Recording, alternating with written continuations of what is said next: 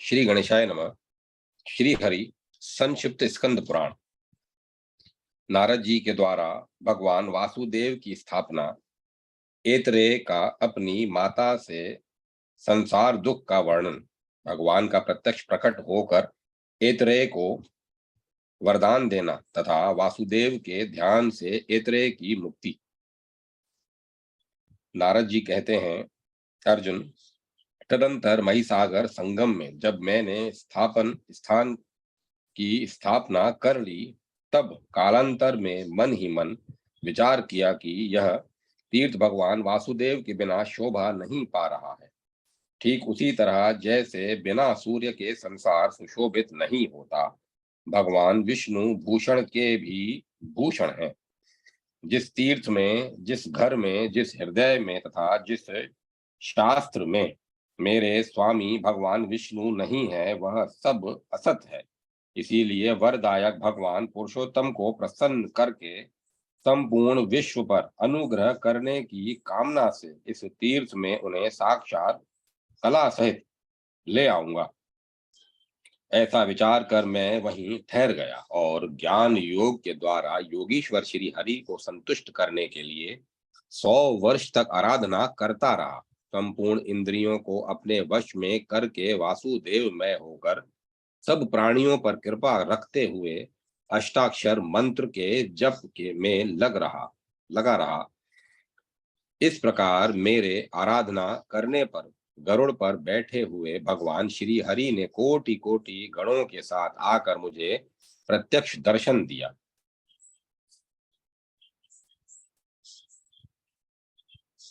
तब मैंने श्री हरि को विधि पूर्वक अर्घ्य दे प्रणाम करके दोनों हाथ जोड़े हुए कहा, प्रभु, पूर्व काल में श्वेत द्वीप नामक धाम में मैंने आपके अजन्मा सनातन नर नारायणात्मक स्वरूप का दर्शन किया है।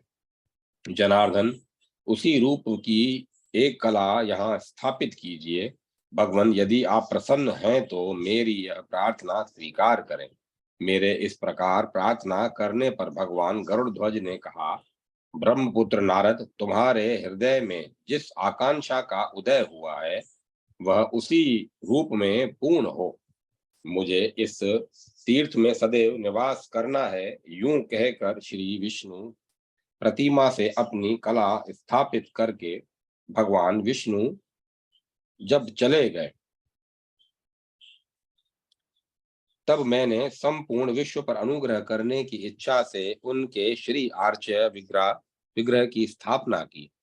श्री आर्चा विग्रह की स्थापना की। अतः साक्षात श्वेत द्वीप निवासी श्री हरि यहाँ विराजमान हैं, जो कि सबसे वृद्ध हैं। अतः वे इस तीर्थ में वृद्ध वासुदेव के नाम से विख्यात हुए हैं।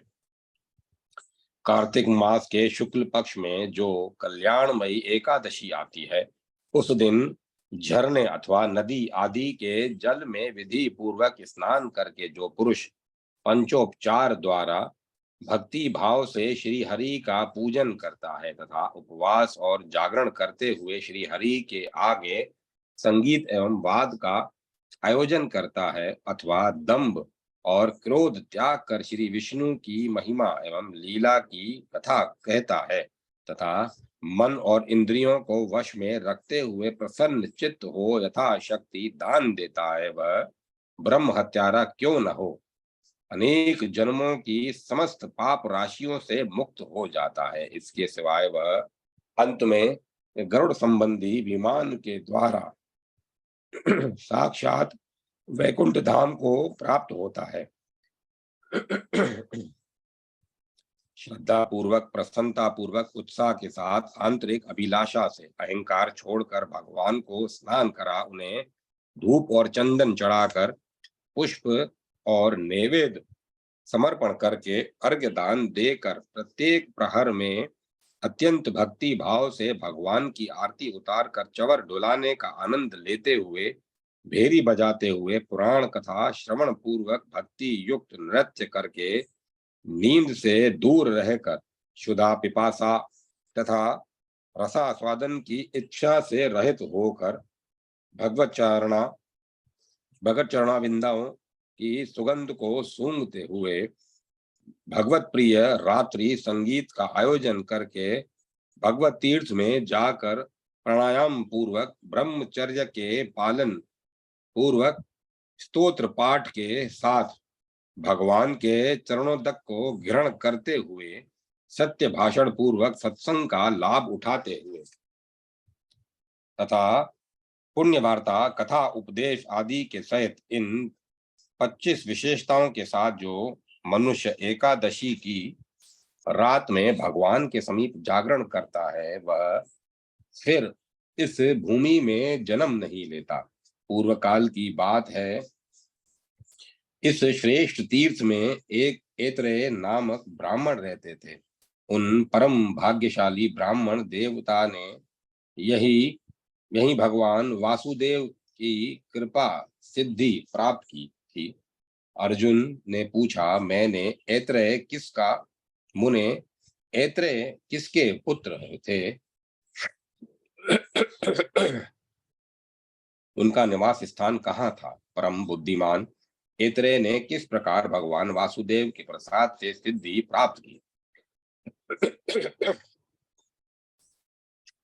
नारद जी ने कहा, कुंती नंदन, यही मेरे द्वारा स्थापित स्थान में जो हारित मुनि रहते थे उन्हीं के वंश में एक श्रेष्ठ ब्राह्मण उत्पन्न हुए जो मांडुकी नाम से विख्यात थे।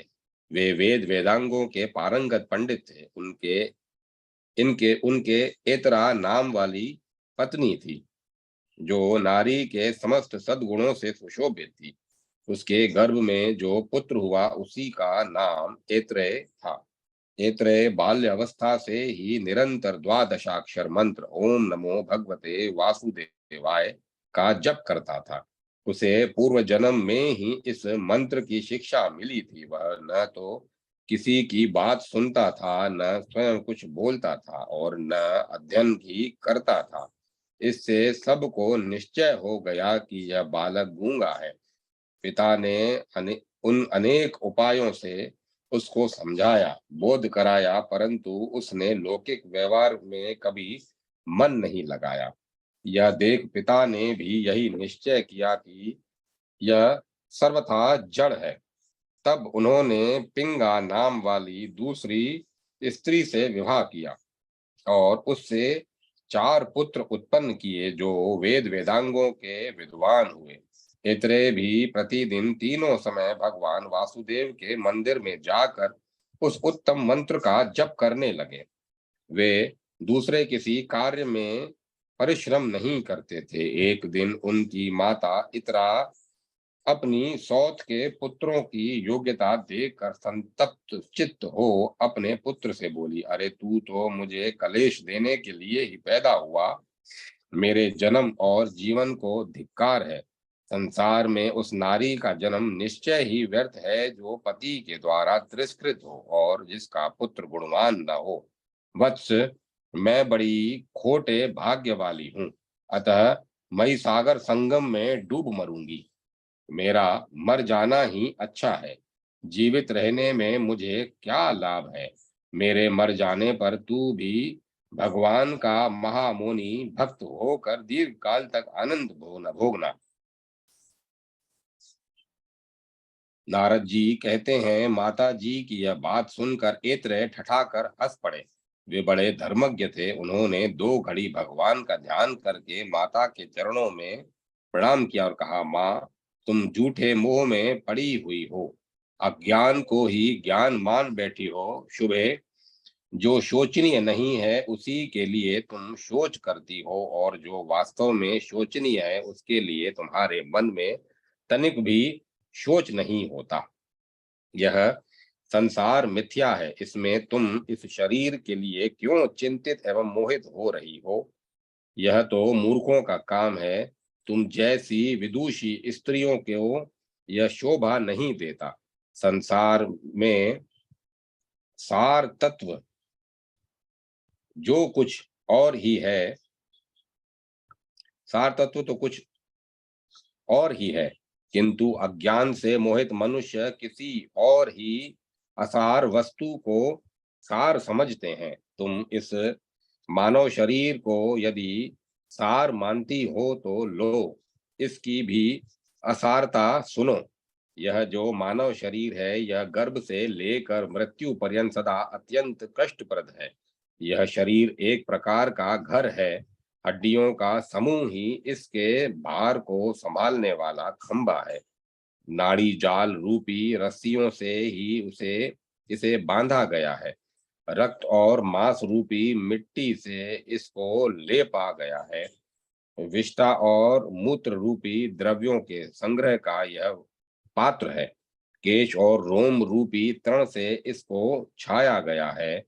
सुंदर रंग की त्वचा से इसके ऊपर रंग किया गया है।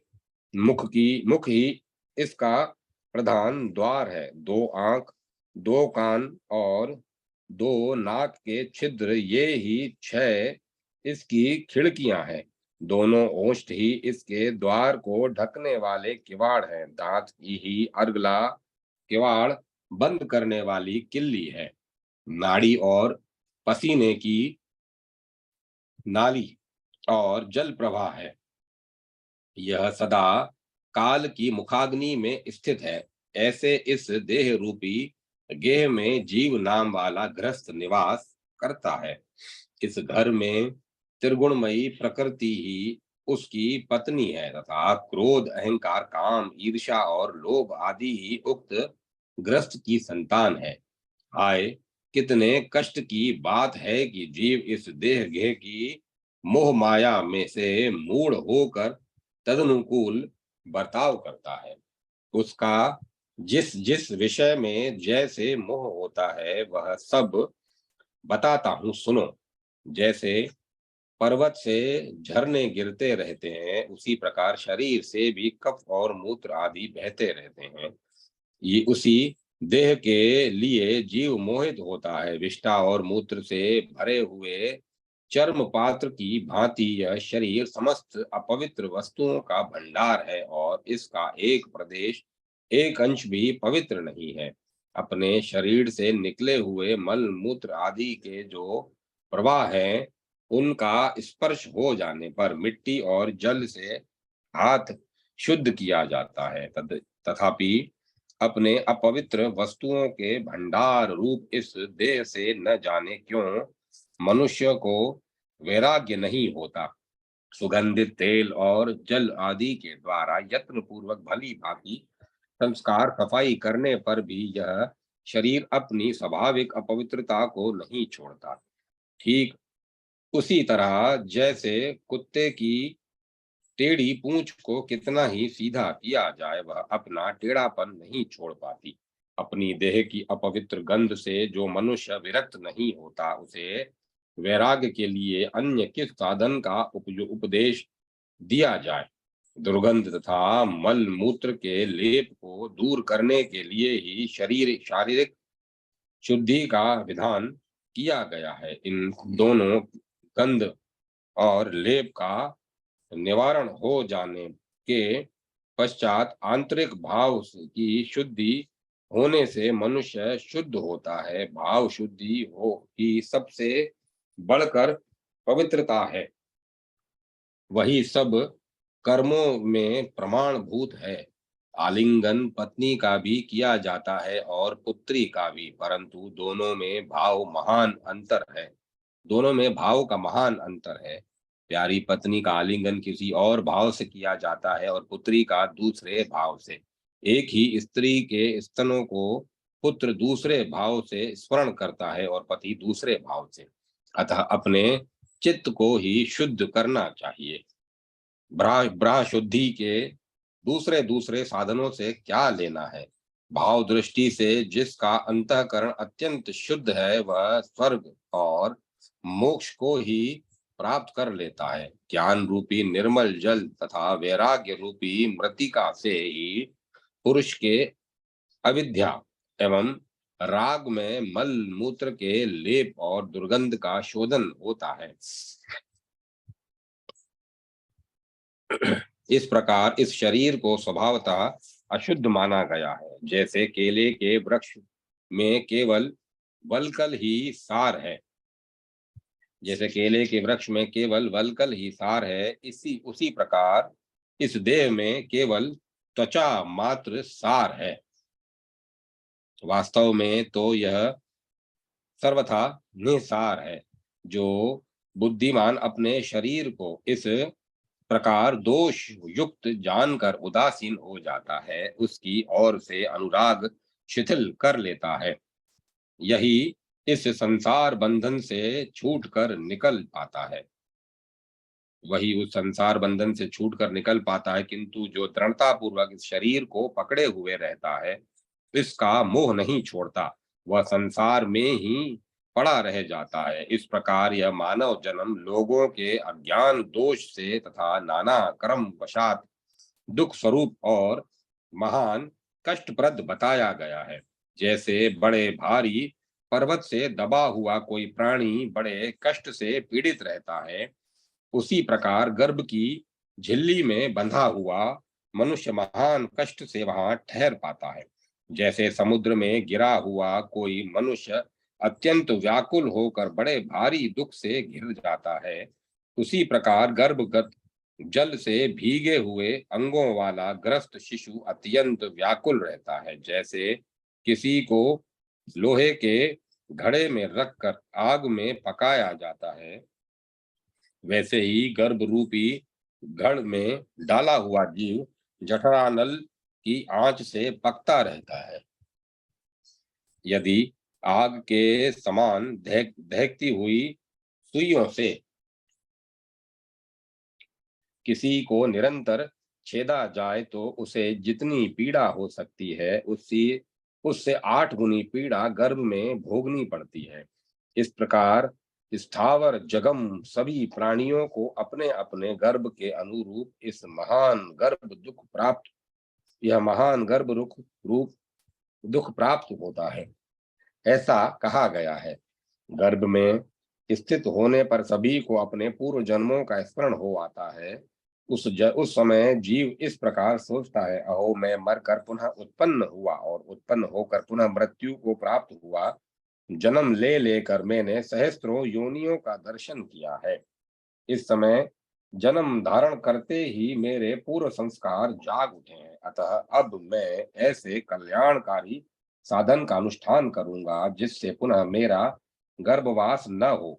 संसार बंधन को दूर करने वाले भगवदीय तत्व ज्ञान का मैं चिंतन करूंगा।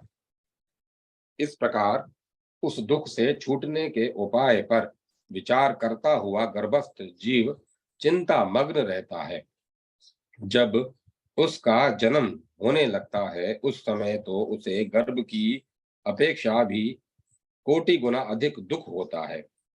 गर्भवास के समय जो सद्बुद्धि जागृत हुई रहती है, वह जन्म हो जाने पर कष्ट हो जाती है, तो जन्म होना हो जाने पर नष्ट हो जाती है।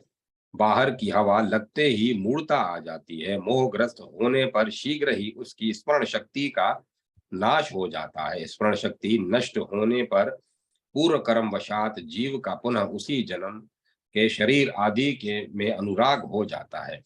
इस प्रकार राग और मोह के वशीभूत होकर वह संसार में न करने योग्य पापादि कर्मों में लग जाता है।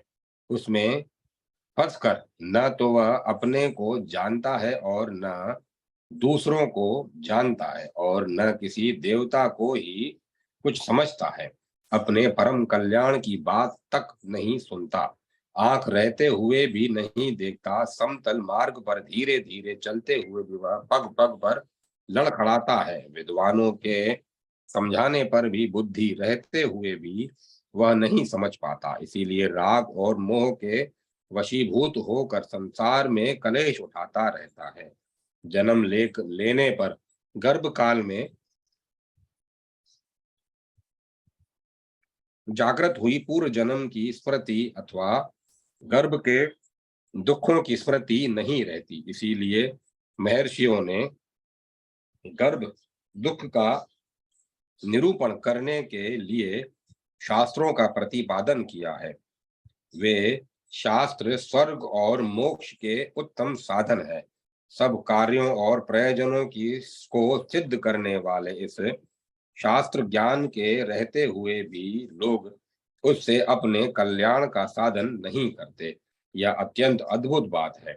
बाल्यावस्था में इंद्रियों की वृत्तियां अव्यक्त रहती हैं, इसीलिए जीव उस समय के महान दुख को बताने की इच्छा होने पर भी बता नहीं सकता।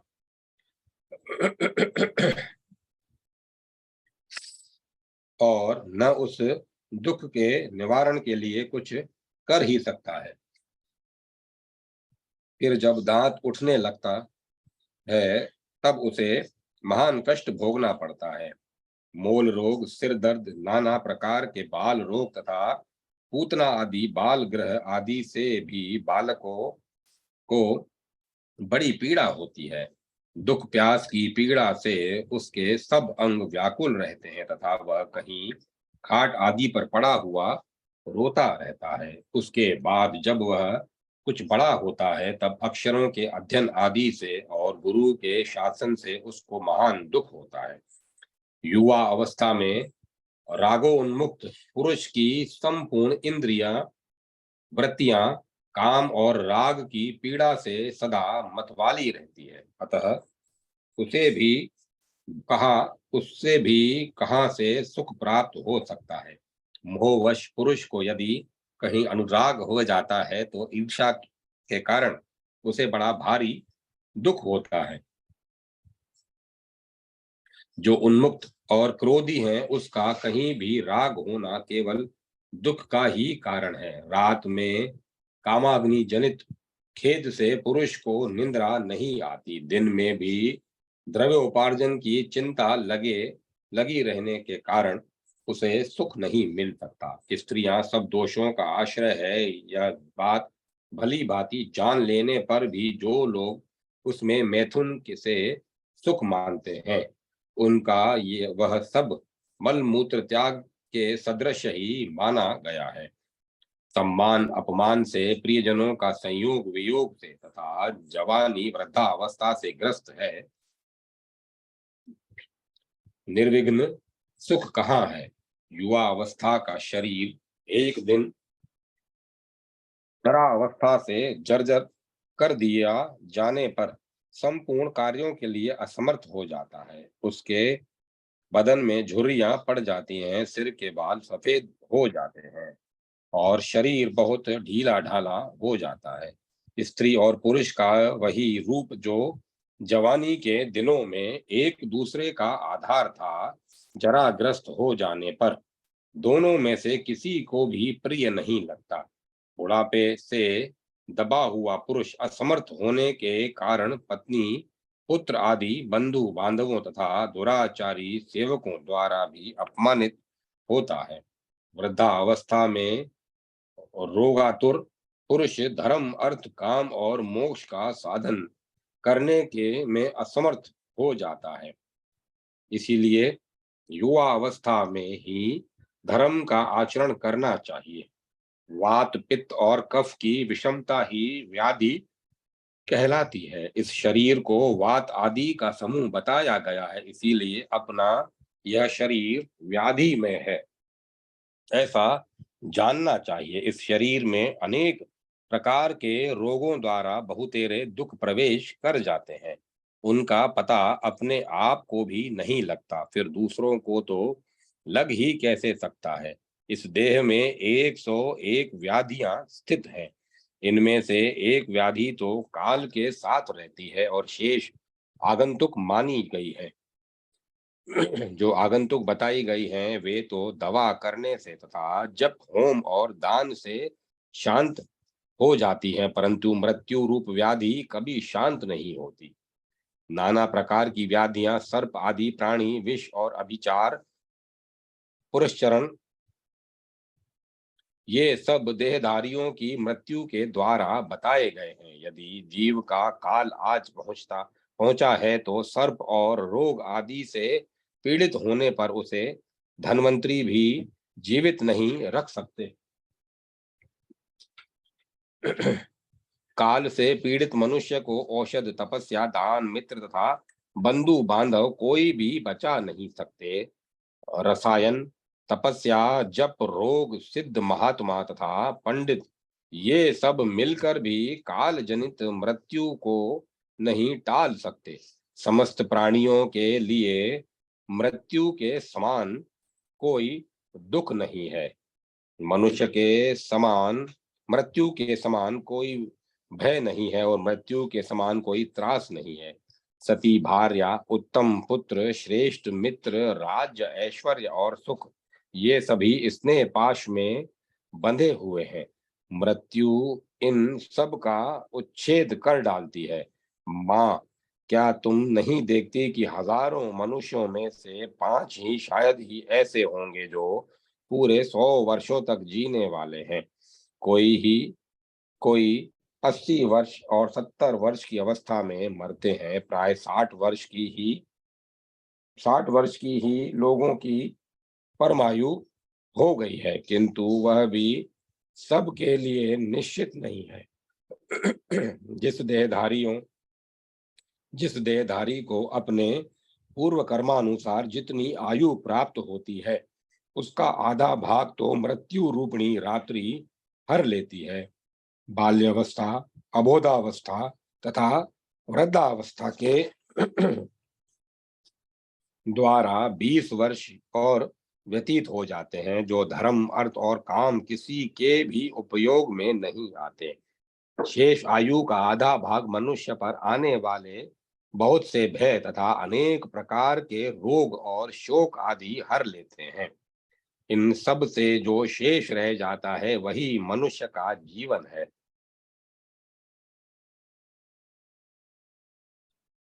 इस जीवन की समाप्ति होने पर मनुष्य अत्यंत भयंकर मृत्यु को प्राप्त होता है। मृत्यु के बाद वह पुनः करोड़ों योनियों में जन्म ग्रहण करता है। कर्मों की गणना के अनुसार देह भेद से जो जीव का एक शरीर से वियोग होता है, उसे मृत्यु नाम दिया गया है। वास्तव में उससे जीव का विनाश नहीं होता।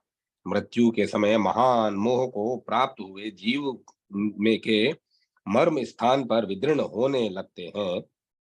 उस दशा में उसे जो बड़ा भारी कष्ट भोगना पड़ता है, उसकी इस संसार में कहीं उपमा नहीं है। जैसे सांप मेंढक को निगल जाता है, उसी प्रकार मृत्यु जब मनुष्य को निगलने लगती है, उस समय वह हा तात, हा मातः, हा कांते इत्यादि रूप से पुकारता हुआ अत्यंत दुखी हो होकर रोता है। भाई बंधुओं से साथ छूट रहा है। प्रेमी जन उसे चारों ओर से घेर कर खड़े हैं। वह सूखते हुए मुख से गरम गरम लंबी सांसें खींचता है। चारपाई पर चारों ओर बार बार करवट बदलता है। पीड़ा से मोहित होकर बड़े वेग से इधर उधर हाथ फेंकता है। खाट से भूमि पर और भूमि से खाट पर तथा फिर भूमि पर आना चाहता है। उसके वस्त्र खुल गए हैं, लज्जा छूट चुकी है, विष्ठा और मूत्र में सना हुआ है। कंठ, ओष्ठ और तालु सूख जाने के कारण बार बार पानी मांगता है। अपने धन वैभव के लिए वह इस बात की चिंता करता है कि मेरे मर जाने पर ये किसके हाथ में पड़ेंगे। पुनः कालपाश से खींचे जाने पर उसका गला घुरघुराने लगता है और पार्श्ववर्ती लोगों के देखते देखते मृत्यु को प्राप्त हो जाता है। जैसे तृण जलों का जल में बहते हुए तिनके के अंत तक पहुंचकर जब दूसरा तिनका थाम लेती है, तब पहले को छोड़ देती है।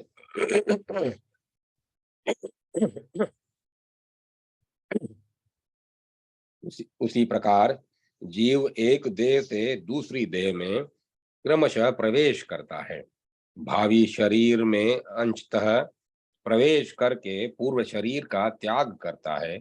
विवेकी पुरुष के लिए किसी से कुछ मांगना मृत्यु से भी अधिक दुखदायी होता है। मृत्यु का दुख तो क्षण भर में समाप्त हो जाता है, परंतु याचना जनित दुख का कभी अंत नहीं होता। मुने मैंने तो इस समय यह अनुभव किया है कि मृत मनुष्य जीवित रहकर याचना करने वाले की अपेक्षा श्रेष्ठ है, क्योंकि अब वह कि फिर दूसरे किसी के सामने हाथ नहीं फैला सकता। तृष्णा ही लघुता का कारण है। आदि में दुख है, मध्य में दुख है तथा अंत में भी दारुण दुख प्राप्त होता है। दुखों की यह परंपरा समस्त प्राणियों को स्वभावतः प्राप्त होती है। क्षुधा को सब रोगों से महान रोग माना गया है। वह अन्न रूपी औषधि का लेप करने से कुछ क्षणों के लिए शांत हो जाती है। सुधा रूपी व्याधि की तीव्र वेदना संपूर्ण बल का उच्छेद करने वाली है। जैसे अन्य रोगों से लोग मरते हैं, उसी प्रकार क्षुधा से पीड़ित होने पर भी मनुष्य की मृत्यु हो जाती है। यदि कहें धन धान्य संपन्न राजा सुखी होंगे, तो यह भी ठीक नहीं। राजा को केवल यह अभिमान ही रहता है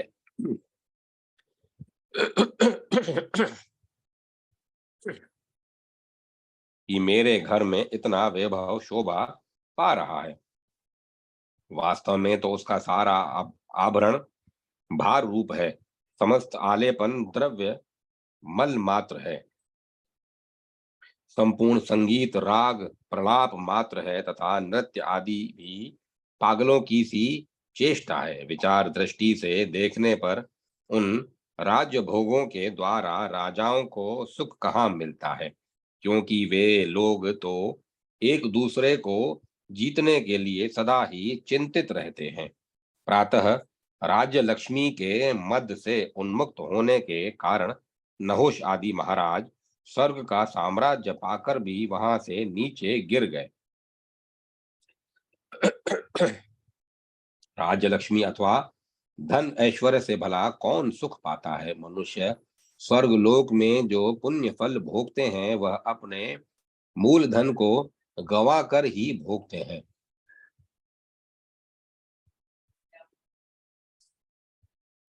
क्योंकि वहां वे दूसरा नवीन कर्म नहीं कर सकते।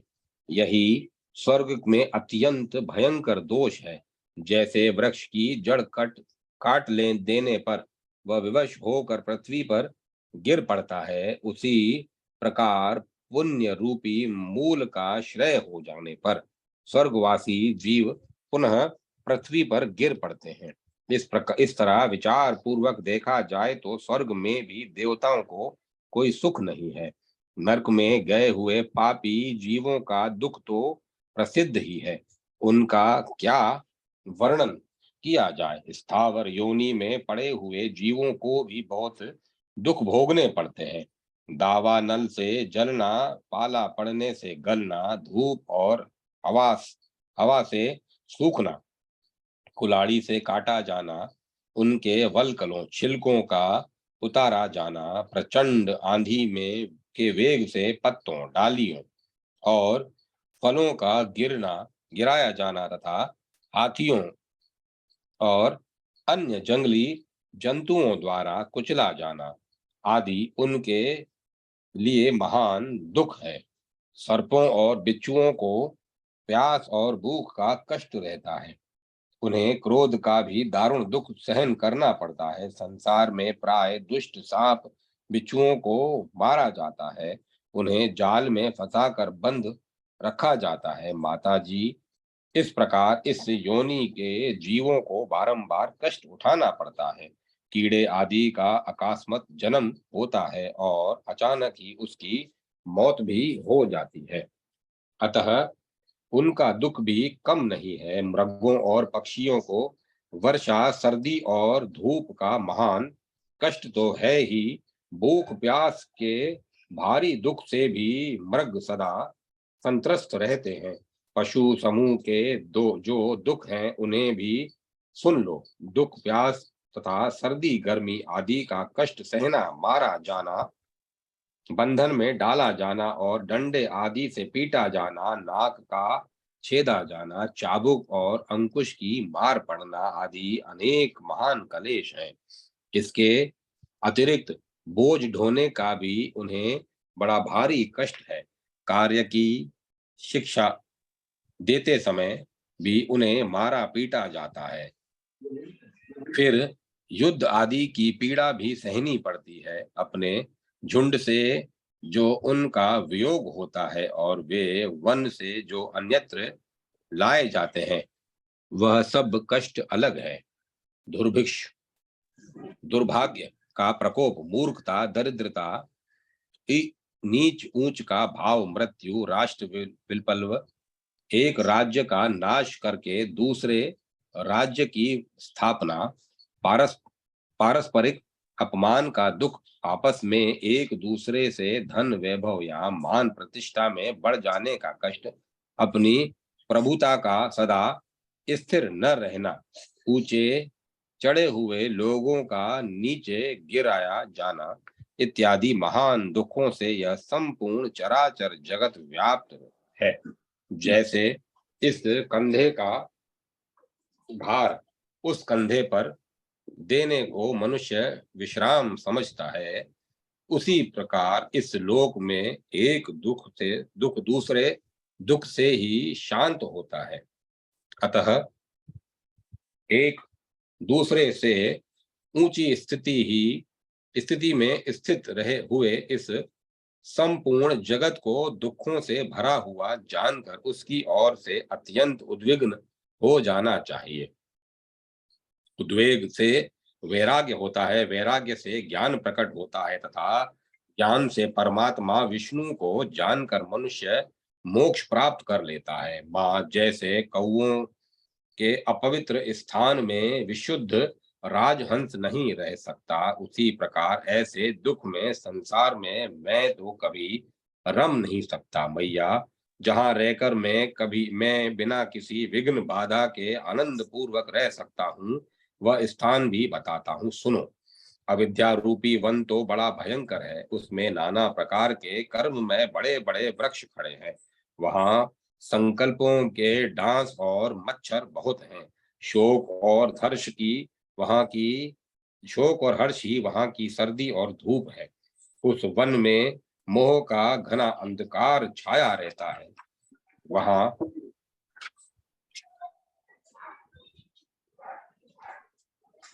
लोभ रूपी सांप और बिच्छू रहते हैं। विषयों के अनेक मार्गों से वह प्रदेश व्याप्त है। काम और क्रोध रूपी बाधित तथा लुटेरे उसमें सदा डेरा डाले रहते हैं। उस महादुख में विशाल वन को लांघकर मैं एक ऐसे महान विपिन में प्रवेश कर चुका हूँ, जहाँ पहुंचकर उसके तत्व को जानने वाले ज्ञानी पुरुष न शोक करते हैं न हर्ष। वहां किसी से भय नहीं है, किसी को भी भय नहीं है। उस विद्या रूपी वन में 7 बड़े भारी वृक्ष हैं। वहां 7 ही पर्वत हैं, जिन्होंने तीनों लोकों को धारण कर रखा है। 7 ही हृद कुंड हैं और 7 ही नदियां हैं, जो सदा ब्रह्म रूप जल बहाया करती हैं। तेज, अभयदान, अद्रोह, कौशल, दक्षता, अचपलता, अक्रोध और प्रिय वचन बोलना, ये ही 7 पर्वत उस विद्यावन में स्थित है। दृढ़ निश्चय, सबके साथ समता, मन और इंद्रियों का संगम, मन और इंद्रियों का संयम, गुण संचय, ममता का अभाव, तपस्या तथा संतोष, ये 7 हृदय हैं। भगवान के गुणों का विवश ज्ञान विशेष भगवान के गुणों का विशेष ज्ञान होने से जो उनके प्रति भक्ति होती है, वह विद्या वन की पहली नदी है। वैराग्य दूसरी, ममता का त्याग तीसरी, भगवत भगवत आराधन चौथी, भगवत अर्पण पांचवी, ब्रह्मत्व बोध ब्रह्मोकत्व बोध छठी और सिद्धि 7वीं नदी है। ये ही 7 नदियां वहां स्थित बताई गई है। वैकुंठ धाम के निकट इन 7 नदियों का संगम होता है। जो आत्मतृप्त, शांत तथा जितेंद्रिय होते हैं, वे ही ममता उस मार्ग से परात्पर ब्रह्म को वे ही महात्मा उस मार्ग से परात पर ब्रह्म को प्राप्त होते हैं। कोई श्रेष्ठ ज्ञानी जन उन वृक्षों को प्राप्त करते हैं, कोई पर्वतों को, कोई हृदयों को, तथा कोई इन 7 सरिताओं को ही प्राप्त होते हैं। माँ, मैं ग्रहण किए हुए व्रत को धारण करने की इच्छा रखकर यहाँ ब्रह्मचर्य का आचरण करता हूँ। इस ब्रह्मचर्य में ब्रह्म ही समिधा, ब्रह्म ही अग्नि तथा ब्रह्म ही कुशास्त्रण है। जल भी ब्रह्म है और गुरु भी ब्रह्म ही है। यही मेरा ब्रह्मचर्य है। विद्वान पुरुष इसी को सूक्ष्म ब्रह्मचर्य मानते हैं। माता, अब मेरे गुरु का परिचय सुनो। जिन्होंने मुझे विद्या प्रदान की है, एक ही शिक्षक है, दूसरा कोई शिक्षक नहीं है। हृदय में विराजमान अंतर्यामी पुरुष ही शिक्षक होकर शिक्षा देता है। उसी से प्रेरित होकर मैं झरने से बहकर जाने वाले जल की भांति जहाँ जिस कार्य में नियुक्त होता हूँ वहां वैसा ही रहता हूँ। एक ही पुरुष है, उनके सिवा दूसरा कोई गुरु नहीं है। जो हृदय में विराजमान हैं वे ही गुरु हैं, उनको मैं प्रणाम करता हूँ। उन्हीं गुरु स्वरूप भगवान मुकुंद की अवहेलना करके संपूर्ण दानव पराभव को प्राप्त हुए हैं। एक ही बंधु है, इसके सिवाय दूसरा बंधु नहीं है। जो हृदय में विराजमान है वह परमात्मा ही बंधु है। मैं उसे नमस्कार करता हूँ। उसी से शिक्षा प्राप्त करके 7 बंधुमान भाई सप्तऋषि आकाश में प्रकाशित हो रहे हैं। ऐसे ही ब्रह्मचर्य का भली भांति सेवन करना चाहिए। अब मेरा गृहस्थ्य कैसा है यह भी सुन लो। माता जी, प्रकृति ही मेरी पत्नी है, किंतु मैं कभी उसका चिंतन नहीं करता। यही सदा मेरा चिंतन किया करती है। वह मेरे सब प्रयोजनों को सिद्ध करने वाली है। नासिका, जीवा, नेत्र, त्वचा, कान, मन तथा बुद्धि, यह 7 प्रकार की अग्नि सदा मेरी अग्निशाला में प्रज्वलित होती रहती है। गंध, रस, रूप, शब्द, स्पर्श, मंतव्य और बोधव्य, ये ही 7 मेरी समिधा है। होता भी नारायण है और ध्यान से साक्षात नारायण ही उपस्थित हो उस हविष का उपयोग भी करते हैं। ऐसे यज्ञ द्वारा मैं अपनी इस गृहस्थी में उन परमेश्वर विष्णु का यजन आराधन करता हूँ। किसी भी वस्तु की कामना नहीं रखता, तथापि मेरे संपूर्ण काम स्वतः सिद्ध है। मैं सांसारिक संपूर्ण दोषों से द्वेष नहीं करता, तथापि कोई भी दोष मुझ में प्रकट नहीं होता। जैसे कमल के पत्ते पर जल की बूंद का लेप नहीं रहता होता, उसी प्रकार मेरा स्वभाव राग द्वेष आदि से लिप्त नहीं रहता। मैं नित्य हूँ, बहुतों के स्वभावों का साक्षी हूँ। अनित्य भोग मुझ पर अपना प्रभाव नहीं डाल सकते। जैसे सूर्य की किरणें आकाश में लिप्त नहीं होती, वैसे ही मेरे भगवत अर्थ किए गए निष्काम कर्मों में भोग समूह नहीं लिप्त होते। मेरे कर्मों का फल भोग सामग्री के रूप में नहीं उपस्थित होता। वे कर्म तो भगवत प्राप्ति कराने वाले होते हैं। माता, ऐसे मुझ पुत्र से तुम दुखी न हो। मैं तुम्हें उस पद पर पहुंचाऊंगा जहां सैकड़ों यज्ञ करके भी पहुंचना असंभव है। अपने पुत्र की यह बात सुनकर इतरा को बड़ा विस्मय हुआ। वह सोचने लगी, अहो, यदि मेरा पुत्र ऐसा दृढ़ निष्ठा वाला विद्वान है, तब तो संसार में जब उसकी ख्याति होगी उस समय मेरा ही भी महान यश फैलेगा। माता इस प्रकार की बातें सोच ही रही थी कि शंख चक्र गदाधारी भगवान विष्णु उस अर्चा विग्रह से साक्षात प्रकट हो गए। वे उस द्विज पुत्र की बातों से अत्यंत प्रसन्न थे। भगवान भगवान की दिव्य कांति करोड़ों सूर्यों के समान प्रकाशमान थी। वे अपनी प्रभा से संपूर्ण जगत को उद्भासित कर रहे थे। भगवान को देखते ही इतरे धरती पर दंड की भांति पड़ गए। उनके शरीर में रोमांच हो आया, नेत्रों से प्रेम के आंसू बहने लगे, वाणी गदगद हो गई। बुद्धिमान ऐतरेय ने मस्तक पर अंजलि बांधकर भगवान का इस प्रकार स्तवन की प्रारंभ किया। आप भगवान वासुदेव का हम ध्यान और नमस्कार करते हैं। आप ही प्रद्युम्न, अनिरुद्ध तथा संकर्षण हैं। आपको नमस्कार है। आप केवल विज्ञान स्वरूप तथा परमानंद मूर्ति हैं। आपको नमस्कार है। आप परमात्मा, आप आत्मा राम, शांत तथा आप समस्त इंद्रियों के स्वामी ऋषिकेश हैं। सबसे महान तथा अनंत शक्तियों से संपन्न है। आपको नमस्कार है।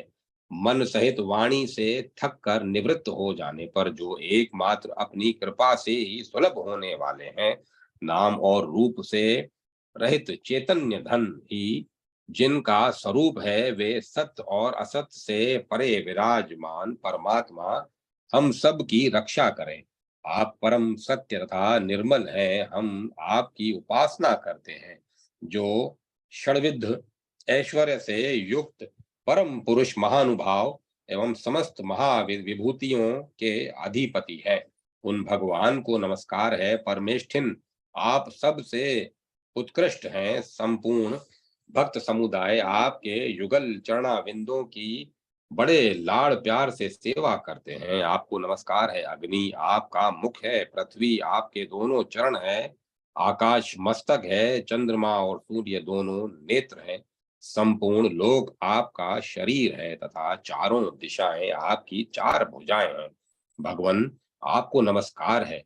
हे स्तुति करने योग्य परमात्मन, हे नाथ, इस पृथ्वी पर कोई भी ऐसे प्रदेश नहीं है जिनमें मेरा जन्म न हुआ हो, जहां मेरी मृत्यु न हुई हो। मैं समझता हूँ यदि मेरे माता पिताओं की गणना की जाए तो वह विशाल पृथ्वी परमाणुओं की स्थिति में पहुंच जाएगी। असंख्य जन्मों के मेरे माता पिताओं की गणना करने के लिए पृथ्वी के परमाणु बराबर टुकड़े करने पड़ेंगे। पृथ्वी के परमाणु बराबर टुकड़े करने पड़ेंगे। देव देव, मेरे जो मित्र, शत्रु, अनुजीवी तथा भाई बंधु इस संसार में हो गए हैं, उन सब की गणना करने में मैं सर्वथा असमर्थ हूँ। नाथ, मैं अपना मन बार बार आपके चरणों में समर्पित किया, परंतु मेरा दुर्जय शत्रु काम अपने क्रोध आदि सहायकों के साथ द्वारा उसे हठात अपने वश में कर लेता है। भगवान, अब आप ही बताइए, ऐसी दशा में मैं क्या करूं? सर्वव्यापी परमेश्वर, मैं बहुत ही पीड़ित हूँ। संसार रूपी गड्ढे में गिरे हुए इस दीन पर आप दया कीजिए। दुर्गति में पड़ा हुआ प्राणी भी महात्माओं की शरण में आ जाने पर कष्ट नहीं भोगता। रोगी मनुष्यों को शरण देने वाला वेद है। महासागर में डूबे हुए मनुष्य का सहारा नौका है। बालक को आश्रय देने वाले माता और पिता हैं, किन परंतु भगवान, अत्यंत घोर संसार बंधन से दुखी हुए मनुष्य को शरण देने वाले केवल आप ही हैं। सर्वस्वरूप सर्वेश्वर, प्रसन्न होइए। आप ही सबके कारण हैं। परमार्थिक सार तत्व भी आप ही हैं। महान दुख समुदाय से भरे हुए संसार रूपी गड्ढे से स्वयं ही हाथ पकड़कर मुझे निकालिए। हे अच्युत, हे उरु कर्म, यह संसार भूख और प्यास से, वात पित्त और कफ, इन तीन धातुओं से, सर्दी गर्मी आंधी और वर्षा से आपस में ही एक दूसरे से तथा कभी तृप्त न होने वाली कामाग्नि तथा का क्रोधाग्नि से बारंबार पीड़ित होता है। इसे इस दशा में देखकर मेरा मन बहुत दुखी हो रहा है। मैंने अपनी शक्ति के अनुसार संपूर्ण जगत को धारण करने वाले परमेश्वर भगवान आप वासुदेव का स्तवन किया है। इससे सबका कल्याण हो, संपूर्ण जगत में समस्त दोष नष्ट हो जाए। आज मेरे द्वारा जगतदाता वासुदेव की स्तुति हुई है। इससे इस पृथ्वी पर, अंतरिक्ष में, स्वर्ग लोक में तथा रसातल में भी जो कोई प्राणी रहते हों, वे सिद्धि को प्राप्त हो। मेरे द्वारा स्तुति पाठ करते समय जो लोग इसको सुनते हैं, इस स्तोत्र का उच्चारण करते समय जो मुझे देखते हैं, वे देवता, असुर, मनुष्य तथा पशु पक्षी कोई भी क्यों न हो, सभी भगवान विष्णु के तत्व का ज्ञान प्राप्त करें। इसके सिवाय जो गूंगे और अन्यान्य इंद्रियों से रहित हैं, जो देख सुन नहीं सकते, वे तथा पशु पक्षी कीड़े मकोड़े आदि भी आज भगवत तत्व ज्ञान के भागी हो जाए, संसार में दुखों का नाश हो जाए, समस्त प्रजा के हृदय में लोभ आदि दोष समुदाय निकल जाए, अपने में अपने भाई और पुत्र में जैसा प्रेम और आत्मीयता का भाव होता है, सब लोगों का सबके प्रति वैसा ही भाव हो जाए। जो संसार रूपी रोग के चिकित्सक, संपूर्ण दोषों के निवारण में चतुर तथा परमानंद की प्राप्ति के हेतु भूत हैं, वे भगवान विष्णु सबके हृदय में विराजमान हो, ऐसा होने से सब लोगों के संसार बंधन शिथिल हो जाए। संपूर्ण विश्व को धारण करने वाले भगवान वासुदेव का स्मरण करने पर मन, वाणी और शरीर द्वारा आचरित मेरे समस्त पाप नष्ट हो जाए। हे वासुदेव, ऐसा उच्चारण करने पर अथवा भगवान विष्णु की भक्ति की महिमा का कीर्तन करने पर अथवा श्री हरि का स्मरण करने पर समस्त पापों का नाश हो जाता है। यदि यह सत्य है तो इस सत्य के प्रभाव से मेरा पाप नष्ट हो जाए। अखिलेश्वर, आपके चरणों में पड़े हुए मुझ सेवक पर आप यह सोचकर कृपा कीजिए कि यह बेचारा मूढ़ है, कुछ जानता नहीं, इसकी बुद्धि बहुत थोड़ी है, इसके द्वारा उद्यम भी बहुत कम हो पाता है, विषयों से इसका मन सदा कलेश में पड़ा रहता है, इसीलिए वह मुझ में नहीं लग पाता। देव, आपकी स्तुति करने में ब्रह्मा जी भी समर्थ नहीं है। भगवन, आप प्रसन्न होइए। हे विष्णु, आप बड़े दयालु हैं, मुझ अनाथ पर कृपा कीजिए। हे अनंत, मैं पापहारी हरि, आप पुरुषोत्तम हैं। हे विष्णु, आप बड़े दयालु हैं, मुझ अनाथ पर कृपा कीजिए। हे अनंत, हे पापहारी हरि, आप पुरुषोत्तम हैं, संसार सागर में डूबे हुए मुझ दीन का उद्धार कीजिए। अर्जुन, ऐतरेय के इस प्रकार स्तुति करने पर विशालकाय भगवान वासुदेव ने आनंद मग्न होकर कहा, वत्स ऐतरेय, मैं तुम्हारी भक्ति से और इस स्तुति से बहुत प्रसन्न हूँ, तुम मुझसे कोई मनोवांछित एवं दुर्लभ वर मांगो। ऐतरेय ने कहा, नाथ, अरे मेरा अभिष्ट वर यही है कि घोर संसार सागर में डूबते हुए मुझ असहाय के लिए आप कर्णधार हो जाएं। भगवान वासुदेव बोले, वत्स, तुम तो संसार सागर से मुक्त ही हो, जो सदा इस स्तोत्र से गुप्त क्षेत्र में स्थित हुए मुझ वासुदेव का स्तवन करेगा, उसके संपूर्ण पापों का नाश हो जाएगा, अतः वह अघनाशन नाम से विख्यात होगा। जो एकादशी को उपवास करके मेरे आगे इस स्तोत्र का पाठ करेगा, वह शुद्ध चित्त होकर मेरे परम धाम को प्राप्त होगा। जैसे सब क्षेत्रों में यह गुप्त क्षेत्र मुझे अधिक प्रिय है, इसी उसी प्रकार सब स्तोत्रों में यह स्तोत्र मुझे विशेष प्रिय है। जिन प्राणियों के उद्देश्य से महात्मा पुरुष इस स्तोत्र का जप करते हैं, वे सब प्राणी मेरी कृपा से शांति, ऐश्वर्य तथा उत्तम बुद्धि प्राप्त करेंगे।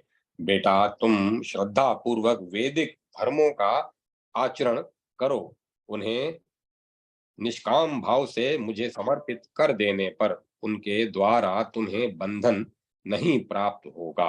पत्नी का पाणी ग्रहण करके तुम यज्ञों द्वारा भगवान की आराधना करो और अपनी माता की प्रसन्नता बढ़ाओ।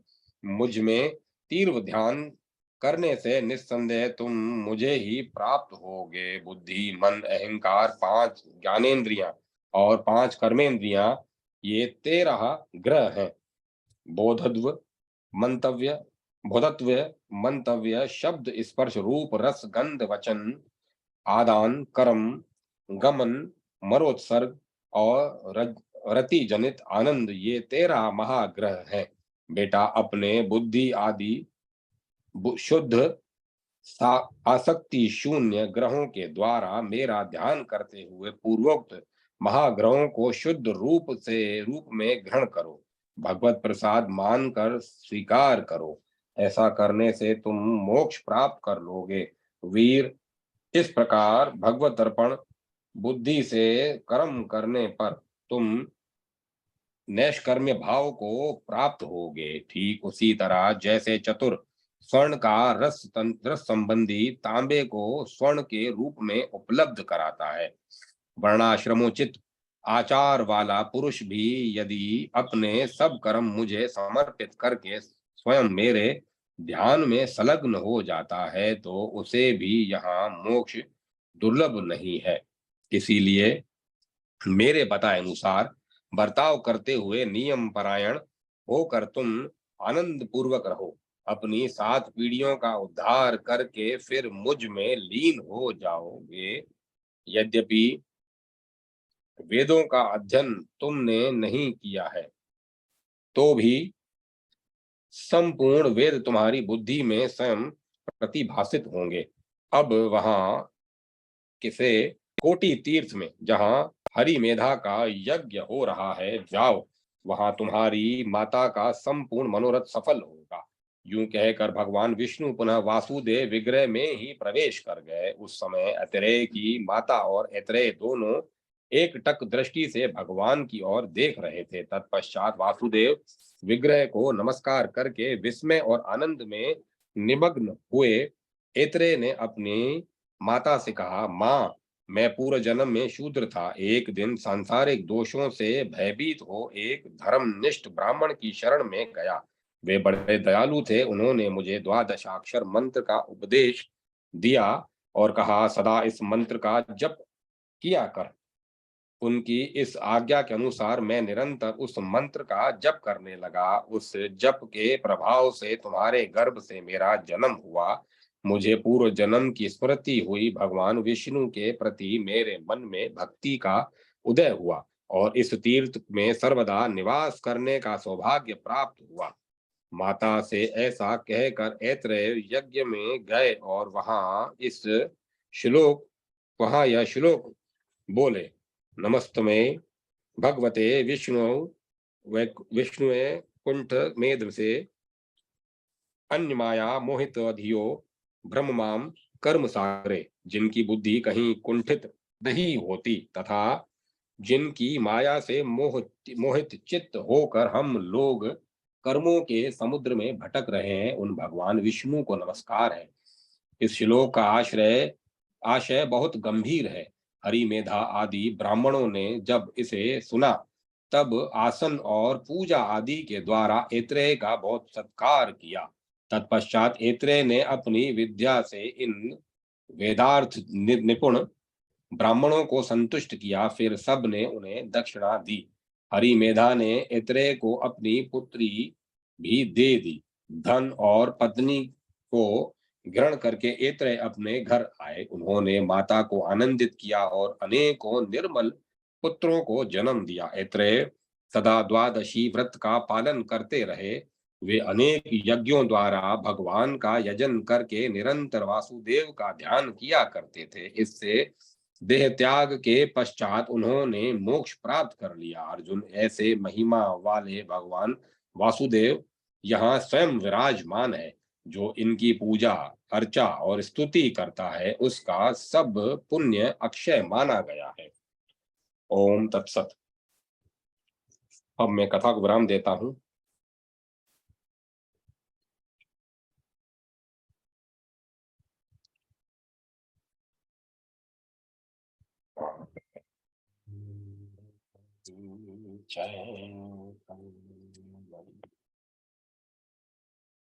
सत्यमयी परमेश्वरी